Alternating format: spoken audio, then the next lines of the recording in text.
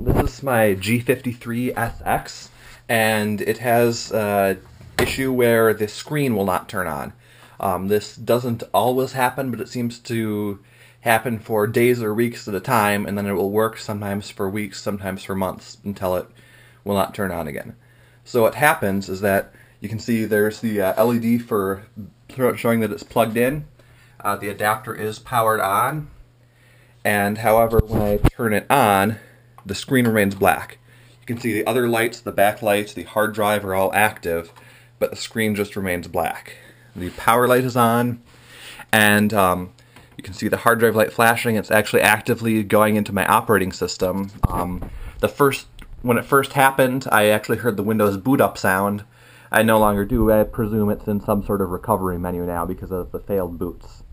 But I've tried this. I've gone through tech support with the power it off, hold down the power button for 30 seconds, and everything recommended, and it still is non-functional. So, for example, if I force it to turn off, I also get no video output from the HDMI port, so I have my monitor here, and when I turn it on, there's also no signal to the monitor either.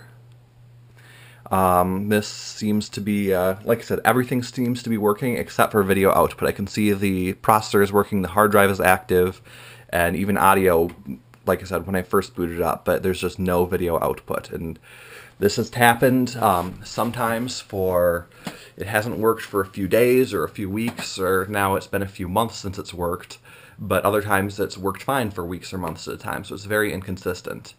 It also somewhat seems to be related to shipping, or vibration or motion, because sometimes when I've put it in my padded laptop backpack, taken it somewhere else, it has then started functioning again. That's sometimes, but not always, happened. And when I first shipped it back for an RMA in, I would say, February or March, it was not working when I sent it in, but when it arrived there, they said that they couldn't reproduce the problem, and it was working.